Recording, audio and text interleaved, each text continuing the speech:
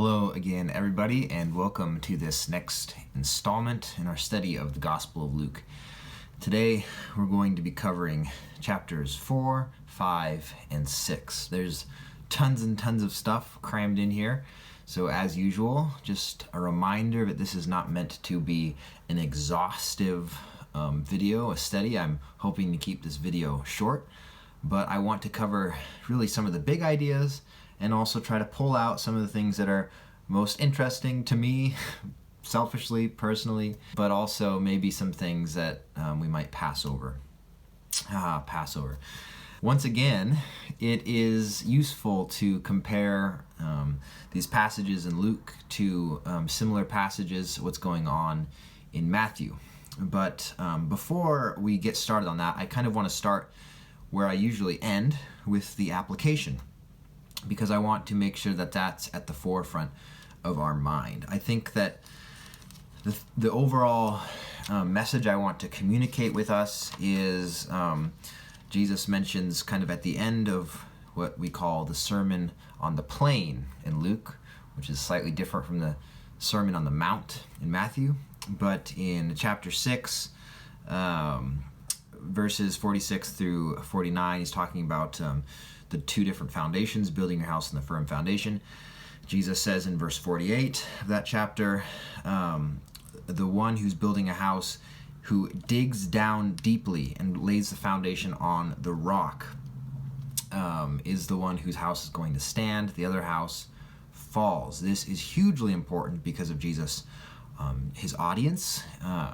And when we remember that Israelites often referred to themselves in their history as being in the house of David, the house of Abraham, Isaac, and Jacob. And Jesus is saying, not without certain irony and other kind of resonances, that their house is at risk of falling.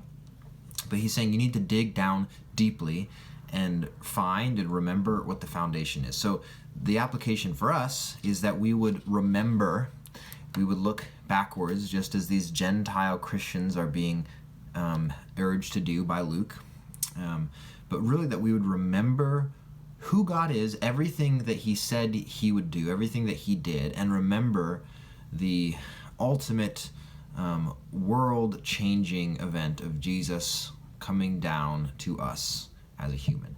So I want to keep that at the forefronts of our minds. But now let's go back. We're looking at chapters 4, 5, and 6. I'm just going to say right from the bat that it's very helpful to read and to remember Deuteronomy, especially chapters 5, 6, 7, and 8. Jesus quotes specifically from those passages in the material that we're looking at in Luke. And it's really significant that right before chapter 4, we have the baptism of Jesus, which is where this voice from God comes down from heaven and very loudly, very boldly declares who Jesus is, right? That reminds us of another time back in history, in the Old Testament, reminds Luke's readers of when God spoke to the people from heaven, from up in the clouds at Mount Sinai, okay? And there was a lot of fear back then. We see this all over the place in those passages in Deuteronomy I just mentioned. Fear of who God was, but also God is telling the people that they need to fear the Lord. This is a really central commandment. And God is saying, if you fear the Lord, then things will go well for you. And it's not by accident that many of the miracles and the healings that Jesus starts to do in these chapters in Luke 4, 5, and 6 cause people to be afraid. They're in awe and they're in wonder, and Jesus says to them, don't be afraid. So we're supposed to make the connection. This is God in the flesh. This is God who has come down to us, no longer at a distance up at the top of a mountain. This is God in the flesh, and he's doing miraculous things, but he's close to us. We can touch him. He touches us. As we see in this passage, he touches a leper, which is just a crazy thing.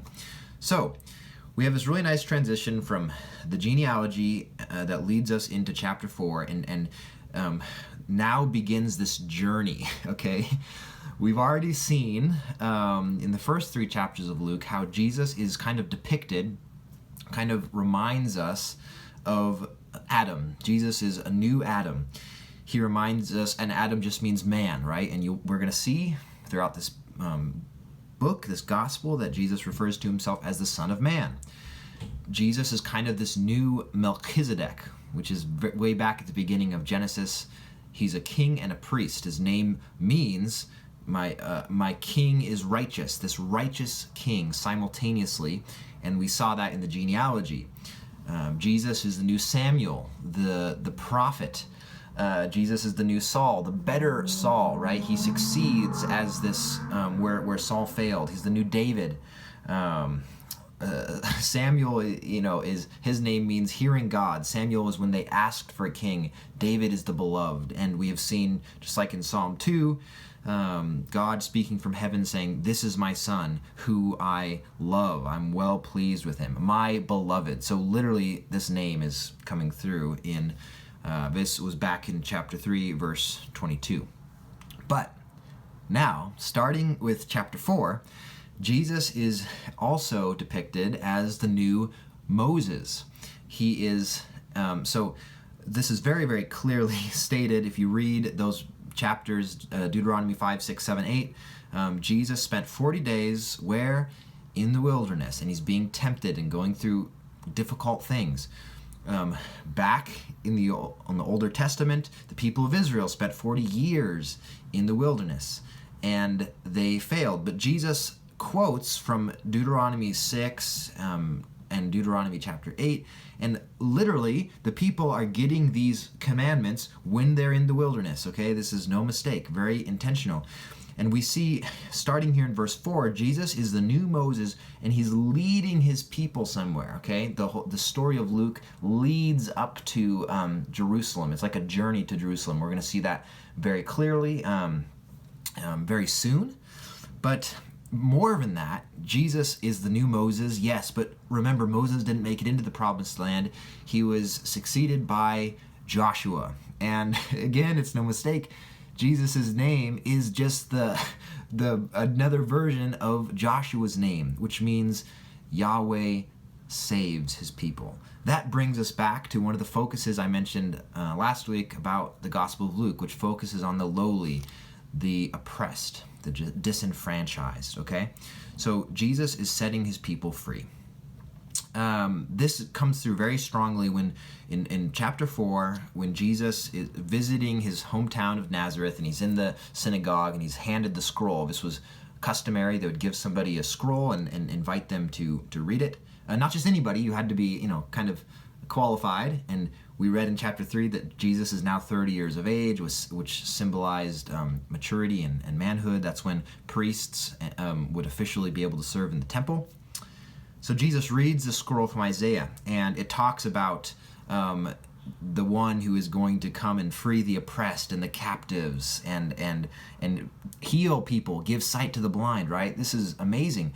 And it occurred to me for the very first time today when I was preparing for this video, this is amazing fulfillment of prophecy. Jesus says, today this has been fulfilled among you. But then I thought, man, I wonder if Jesus could have done the same thing with any scroll. If they would have handed him any scroll from the Old Testament, Jesus would have been able to find a place in that scroll where it pointed to him. It pointed to the Messiah, to the renewal, to the redemption of the people of Israel, to God's plan for the world. And I think that's an interesting thought. It is true that everything in the Old Testament, you can find in every Old Testament book something that points to Christ, right? Something that points to the Messiah, the Savior, who is going to fulfill and do everything right, where people have messed up in the Old Testament. Time and time again, where we read the people acted wickedly, they did evil on the side of the Lord. The other really cool thing that happens, once again, this focus of Luke on the lowly, the disenfranchised, but also focus on the Gentiles. Right after Jesus reads this, he talks about two very significant Gentiles. He talks about this widow in the time of Elijah, Once again, there's Elijah, and he talks about Naaman the Syrian. Both of these people are pretty well-known Gentiles in the Old Testament. And would you know it, Jesus goes on, and of course he heals a leper, and he's interacting with widows. So and the next chapters we see Jesus healing, and he's reaching out, and people are coming to him, and so he is fulfilling all these things. Back in Deuteronomy again, we hear about the prophet and raising up a prophet in the midst, and we see that in the Old Testament it's shown that a prophet can be trusted if the things they say are come to be true, come to be actualized, and Jesus is doing that. Okay, in front of the Pharisees, he's doing these crazy things. Another big theme in these passages that's really important to connect back to the Old Testament. It's associated with Jesus acting as this new perfect Moses. Is one between this kind of tension, or this relationship, rather, between law and liberation. So at Mount Sinai, and in Deuteronomy as well, that's where Deuteronomy, it revisits, again, the Ten Commandments, right, that were given at Mount Sinai. And then there's this really strong emphasis for the Jews for so long upon the law of God. And Matthew makes it really clear. He jumps right in the Gospel of Matthew, jumps right into the Sermon on the Mount, which kind of really is rehashing Jesus is talking about the law and the prophets, and how what he's saying now is fulfilling those things. Luke, again, kind of flips it. Just as Luke started with Jesus and ended with Adam, Luke starts with some other stuff, but eventually we get to the, again, Sermon on the Plain, and is very similar to what we see in the Sermon on the Mount, but this is, again, law. And the crazy thing is here is that Luke and Matthew are both showing the same thing in slightly different ways, but Luke is reminding people and showing especially the Gentiles that the law in the Old Testament came after liberation. Okay? God freed his people from Egypt, brought them out, right, and then gave them the law at Mount Sinai. This is another cool meaning of the name Moses. It means to draw out. That literally, it means, of course, refers to Moses within a basket in the river, and he's drawn out, but he also leads his people through the Red Sea. Jesus, as the new Moses, is leading his people through and towards the new kingdom, right? Which is not a physical place, we know, but in this story, he's also leading them to Jerusalem.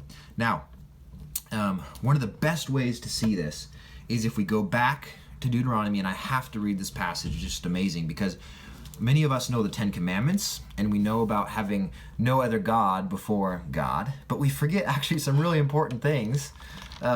We leave out some stuff. So in that commandment, this is Deuteronomy chapter 5, of course, it starts off by saying, I'm the Lord your God who brought you out of the land of Egypt, out of the house, there's that word house, of slavery. You shall have no other gods before me.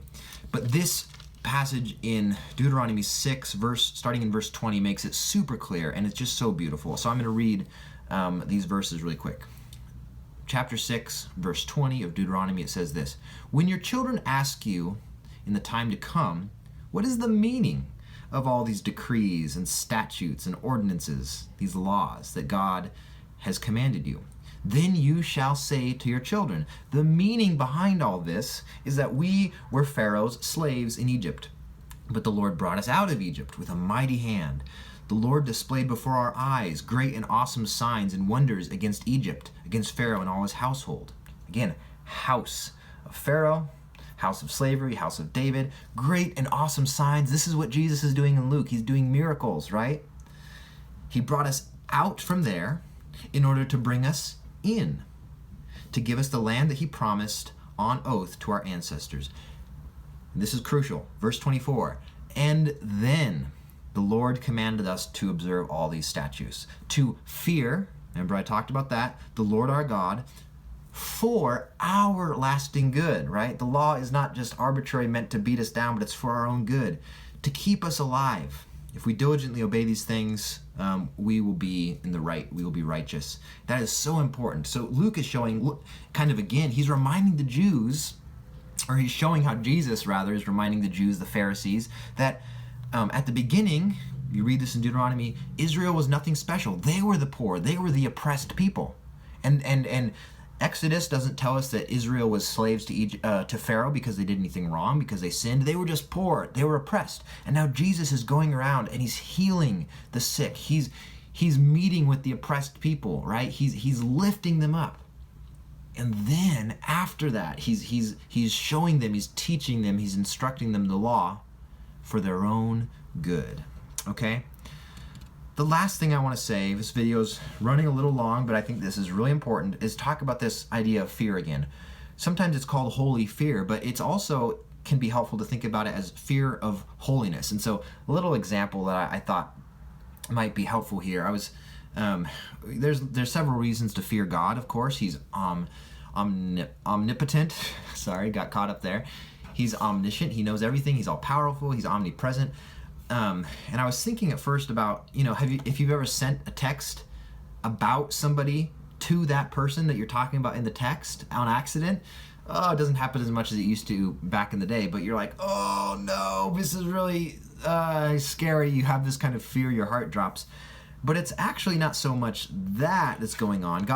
So for instance, when Peter, right, this is in Luke chapter 5, verse 8, when Peter comes and he says, "Go away from me, I'm a sinful man." It would be like sending or offending somebody really badly, in a horrible way that hurts them, and then having to meet that person and be in the same room as them. It's like that person is in the right and you are in the wrong. You've wronged them, and you have to now meet them and get close to them. It's kind of that thing that's going on, because God is perfectly holy and our sins hurt God. It is a rupture in our relationship with God. And being in the presence of God, Jesus, when these people are realizing how holy Jesus is, it's kind of that same feeling. Wow, somebody is holy and I'm so sinful. That's kind of one of the ways that we understand this fear. That's why God talks about the fear of the Lord in the context of the law in the Old Testament. That's plenty of stuff for now. Just to remind us once again, I think it's beautiful that so much throughout the Old Testament, God is saying to his people, remember who I am. Remember what I've done for you. Remember my plans for you, what I want to do for you. It's for your own good that I'm giving you these instructions. But you have to dig down to the foundation and remember this stuff. Sometimes we have to cut through some other stories, narratives, lives that have been told to us or about us. And so just as Jesus is saying this to his people, trying to help them remember that the Jews used to be the disenfranchised, but now the Gentiles are the people, many of these people who are lowly, who are literally slaves in this time of Jesus, again, he's saying, hey, these are the people I've come to save. And of course the Pharisees have a question about that, and Jesus says, it's not the healthy that the doctor comes to heal, but the sick, the sinful. So that's where I'm going to end. I hope this has been helpful. Look forward to talking more about these things very soon.